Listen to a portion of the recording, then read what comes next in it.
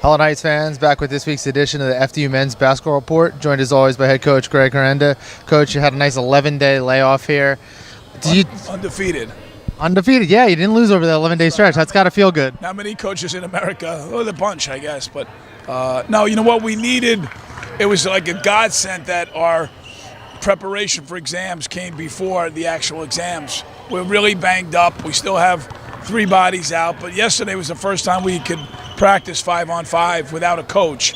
So I'm thankful for the time off. But now it's back to playing a lot of games. 4 games in 9 or 10 days and 3 straight home games. So we're excited, but the time off was needed for us physically, academically, and I think we're ready to get back on our horse. Yeah, you look at those 11 days. Do you take that as a chance to reflect, kind of catch your breath, and do a full assessment of the landscape of the team? Kind of, but our opponents have been so diverse.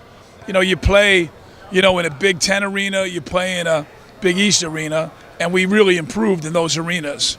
And then we, at home, we won the 2 Division II games, and then we let that Lafayette game. All credit to Lafayette, but we had it. And then you go to Holy Cross, and the second half was a perfect storm, Brian. We just ran out of gas, we ran out of bodies, and Holy Cross is playing really good basketball at that time. So yeah, you take a chance to. I went out and saw some of the kids we signed. Very excited about that. But I'm excited about getting back on the floor and winning home games. We have 3 consecutive home games, and we're excited about all 3. Yeah, back here at the Rothman Center for the next 3. One thing that's really stood out this season has been your team's defense. Yes. This would be the best rate of not only your tenure. Since 1999, the 68 points a game is the lowest an FDU team has allowed. You're number 1 in the NEC right now. Offensively, which has seemed to not been a problem for you, has been a little bit of an issue. So where do you get the balance there? I think the balance comes with playing more games. And our bigs, quite honestly, and we've talked to Mike a bunch, and Caleb and Elijah, our bigs have to finish. And once they finish, and we combine the guard play and the forward play, and they didn't even really finish a lot in the Division II games. So once that happens, which is it's just a matter of time, we'll be able to score a lot of points. But the fact that we're guarding is very important because we really emphasized it, and we really talked about it. And hopefully you can tell all our alums that stat because they're always on me. And I love them, and they love me. But it's always about our defense, and we fixed it. But I think it's in this day and age, when you work on one thing with college basketball players, they listen. But then there's the slippage on the other end. But obviously, I'd rather be good defensively right now, and then the offense is going to come. And when it comes together, we're going to win, our share of games, and we need to, win our share of games sooner than later. And I think we're getting better every day. And I love the group. We had a practice the other day, Brian, that no one was in the building except our trainer was in the training room, and he came out because he thought something was going on, and we were just playing so hard and we're so excited. We make a lot of noise, and these kids, no matter what, we had Seth here last week, but the day after, Seth wasn't here, and we had the same amount of energy. So I'm really proud of it. I love this group. Yeah, sure, they're a great group of guys. Make sure you tell the alums that's 68 points in this era because in 1999 they weren't shooting threes like they do today. So it's definitely a big number, and if it's sustainable, the shots will fall on the other end for you. So amen. So now you look at Army here. It's a team you played 2 years ago out at their place. They scored 97 points, had one of those crazy shooting days. Like they shot 65% in that game, something crazy. But with your defense this year, hopefully you could slow them down. But just to get back in the Rothman Center this week, you had Army and NJIT, 2 teams you're very familiar with, a lot of common opponents. What do you look for in these 2 games, and how similar or how different are those 2 squads? Well, Army is they try to play fast, and NJIT is very kind of talented. They're different, but they're similar. They played each other, and NJIT, I think, got them at NJIT.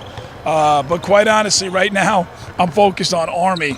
And Army just beat Air Force the same day that Army beat Navy. We're playing one of our national treasures, the people that secure us and make us safe and dedicate their lives to our freedom.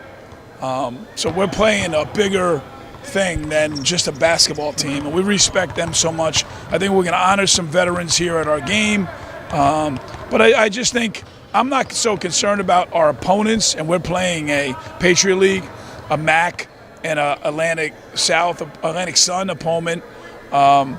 And they all bring different things, but if we do what we have to do, if we guard and score and rebound and get this building excited, we'll do very well. So it's all about us, and we talk about what we do, and we have to prepare for other teams. But we got to play hard, and we got to play well against any opponent, and especially Army and NJIT and St. Peter's. Yeah, it'll be Military Appreciation Day too on Wednesday. Yes. So all of our veterans and current military armed forces, and we'll get in for free, and we'll definitely be honoring at halftime and so forth. Lastly, we had Seth Greenberg on the show last week, our great alum. This week you have our bowling coach, national champion bowling coach, nationally ranked bowling coach, Mike Lopresti will be on the show. Talk about Coach Lopresti. I know you guys, the Jersey guys, like to get at it on the radio there. We're still trying to fine-tune when we can do the taping of the show. He's a highly successful bowling coach, so I don't know if I got to talk to his agent to clarify it, but Mike's has great success here.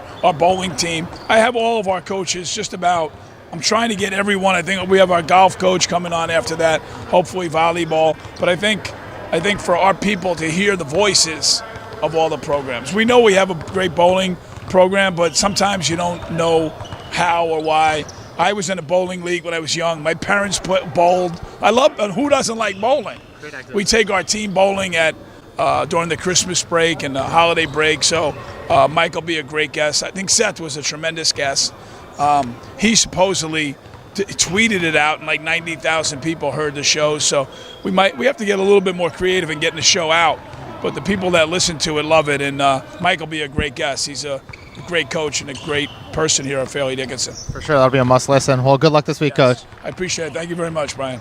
So the Knights will welcome the Army Black Knights here. That'll be a 7 p.m. tip-off on Wednesday night, Military Appreciation Night. So come out for that. Let's get a good crowd here at the Rothman Center. And the Knights will also be home on Saturday for NJIT. Another 7 p.m. start on Saturday night.